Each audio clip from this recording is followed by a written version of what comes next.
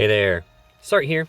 So as promised, I'll show you an updated version of my my final boss clear using my Ex2 Locke. So I was able to get the VIP frags to get him to Ex2. So I got really lucky with Locke. I pulled the first one on like the video ad summons. So once I got that, I decided to throw some the compensation tickets that we got. I decided to throw those at the Locke banner and pulled 2 more. So I've been very lucky with Locke. So then the VIP frags got me to EX2 today. So you can see my score has been updated. I've done just a few runs. It basically looks exactly the same as my previous clear, just with swapping out, taking out Flaring Ether Rain, putting in Locke in his place.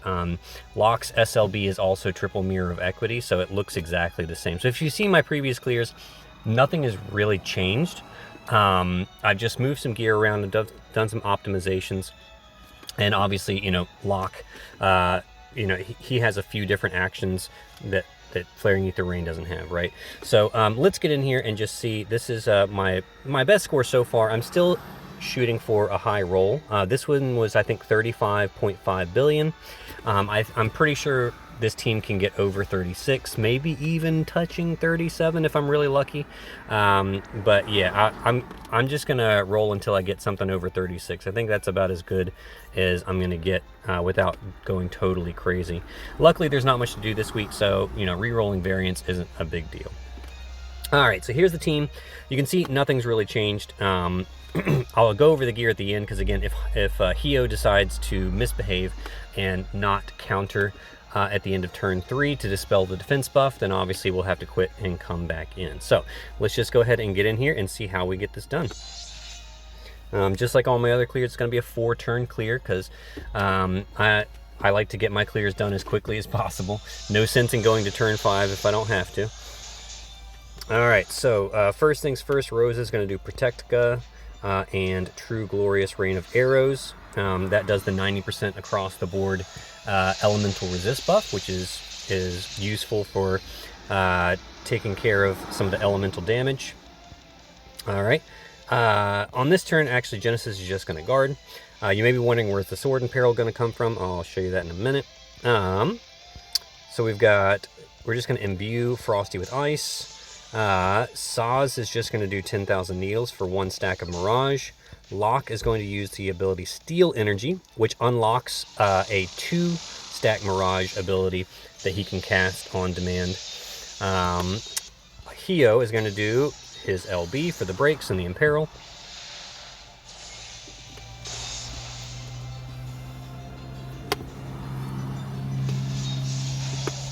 Okay. So, yeah, there's a little bit of damage taken, but as you can see, it's very, very minimal. Alright, Hio will dispel the attack buff, which further reduces any more incoming damage. Alright, now Genesis is just going to do his normal LB, which comes with a 35% Sword in Peril. You may be thinking, well, why not 40? He doesn't need it. Like, Genesis does so much damage, it's stupid. Like, honestly, I took so much gear off of him.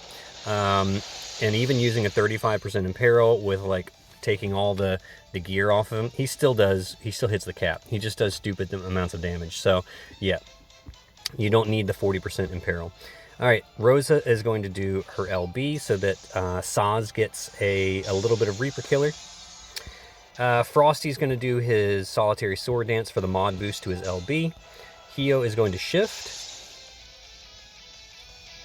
Okay, and he will do Blazing Brand to imbue himself, Daunting Aura, and Blazing Spirit to imbue the boss with fire, which we're all fairly resistant to. So that'll greatly reduce, if not completely eliminate, the physical incoming damage from here on out.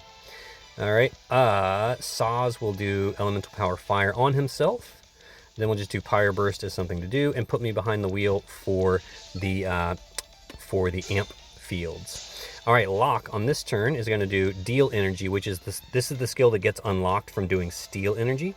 It's unlocked for, I think it's unlocked for 2 turns, but it does a 2-stack Mirage for the party. So we'll do Deal Energy. We're going to do Rachel's Last Words, which does the mod boost to his LB. Okay, it lasts for 3 turns, so we can go ahead and do it now, even though we're doing the LB on turn 4, because it lasts for 3 turns. We'll do Steel Energy again, just to keep the, just to have something to do. If you were going to do a 5-turn clear, you'd want to unlock his Deal Energy again for the Mirage stacks, but yeah. Now, the Mirage is really just kind of just extra added insurance. It's not really needed here. But just wanted to show you that he has that ability in case you don't have Hio or you're not using him to imbue the boss or anything like that. But imbuing the boss with fire really kind of eliminates all the incoming physical damage. And by bursting on turn 4, you avoid all the magic damage, so you don't have to worry about like having Avatar's Chainmail for the big elemental resist buffs and all that. All right, Rose is going to start dealing out some Reaper killers. Let's do Genesis and Frosty on this turn. All right, let's start preparing for our big burst. So 150 amp, fill LB, mag store.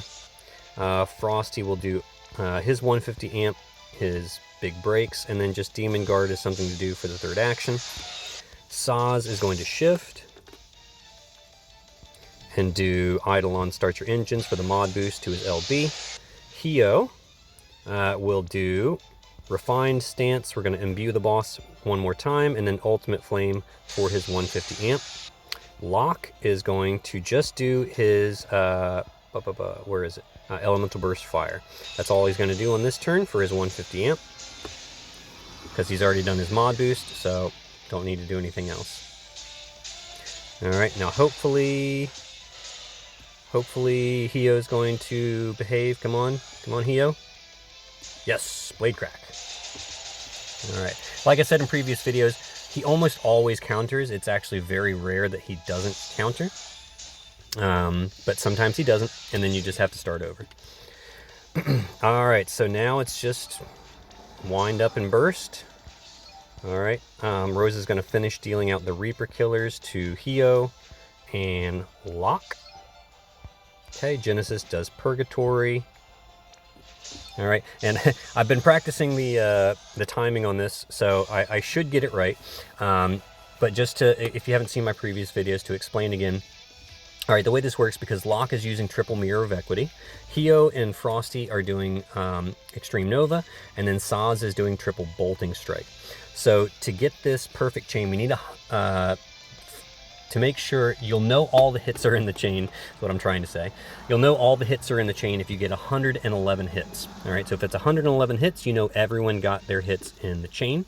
And the way to do that is I'll tap Locke first, followed by Frosty and Hio, very quick succession. All right, basically like you're trying to chain them with each other, but it is very important that Locke goes first, mostly because Frosty is wielding daggers. All right, and because we're taking advantage of Locke's 45% dagger and throwing weapon in peril. Okay, so that way Frosty deals a little extra damage. So we tap Locke, Frosty, Hio, wait for like a fraction of a second, and then tap Saz. Okay, and then once the chain ramps up, send Genesis. So here we go.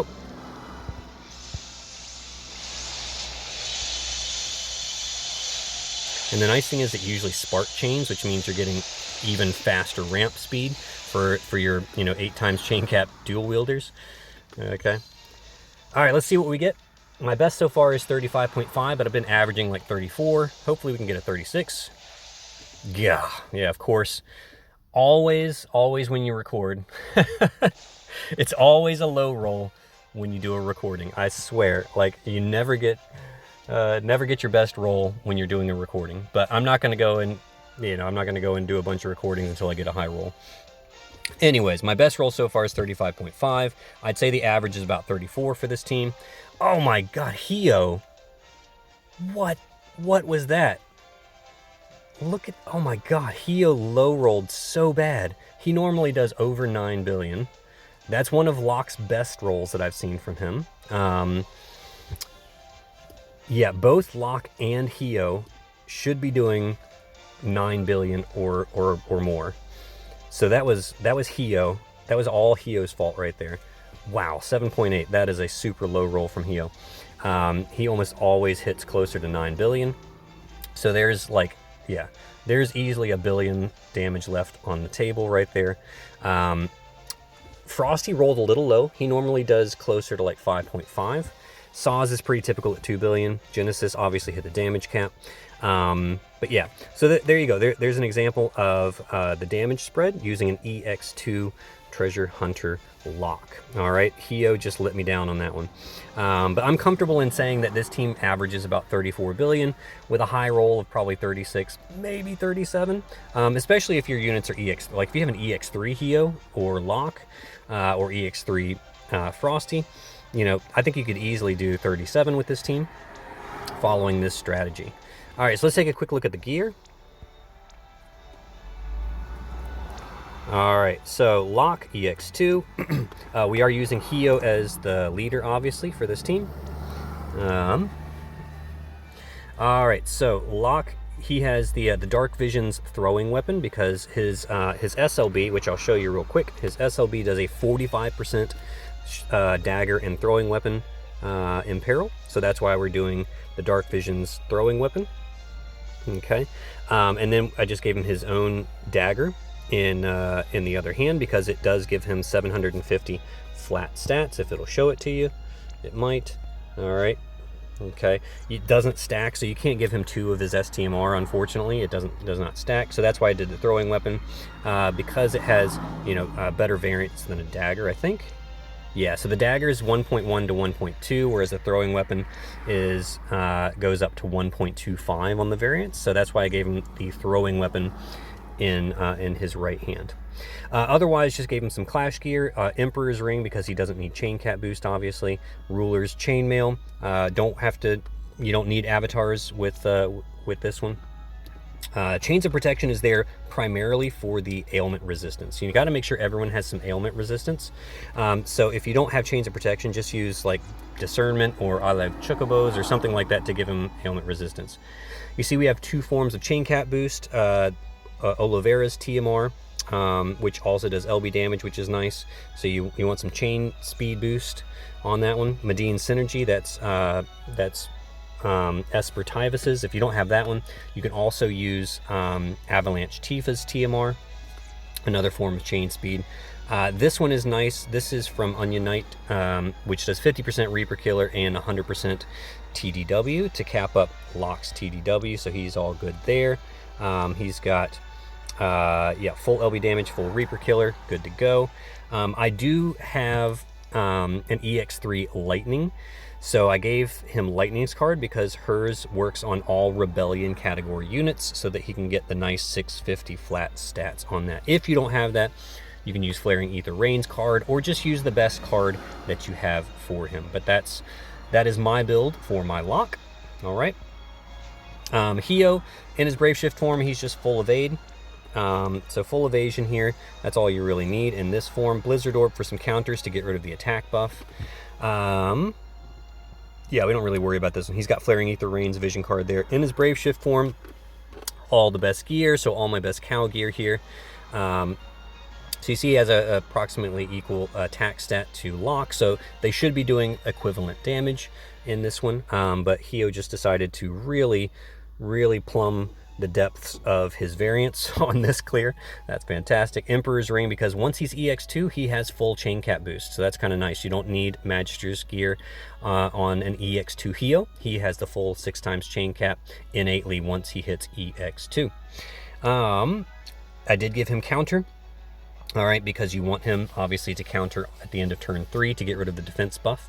Promise from Childhood, this is the other form of chain speed boost for Avalanche Tifa. You only need 1 form of chain speed boost on Hio because he comes innately with 200% chain speed boost, and you can only go up to 300%. So having 1 source of chain speed automatically caps him on his chain speed. You see chain damage boost goes up to 300%. So Promise from Childhood or Medine's Synergy or Prodigal Sorcerer, either one of those is going to work on him. And then just capping up his killers, Flaring Ether Rain card like I mentioned already, and he's got full killers, full LB damage. He is good to go. All right. Genesis, the only piece of clash gear that he really needs is the Prophet's Diadem. Like I said, he does so much damage that I was able to literally take all the clash gear off of him, and he still hits the damage cap. He just does stupid amounts of damage. He is a totally broken unit. If only it wasn't a one hit. If it was, if it was more than a one hit finisher, like, you know, he would be doing even more stupid amounts of damage. Moogle Calligraphy is limited, but if you have it, it does 50% Magic Reaper Killer. And then yeah, just capping up his MP, trying to get him close to full Reaper Killer, but you can see he's still not capped on Reaper Killer, and he's still hitting the damage cap. He is just stupid strong. I have the Moonlit Parade of 1. If you have Dazzling Demoness, that one should work just as well. However, if you do have Dazzling Demoness in place of Moonlit Parade, you will have to give him some form of chain cap boost. So either a Magister's Ring or the or Regina's STMR to give him the chain cap boost. All right. But this card already comes with chain cap boost in it.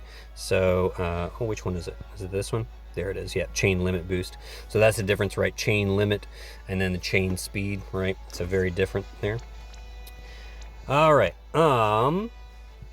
Saz, full evade in his normal form. I gave him some MP reduction so that he can cast his Elemental Burst Fire, because if you don't use MP reduction, it's going to cost like 1,000 MP.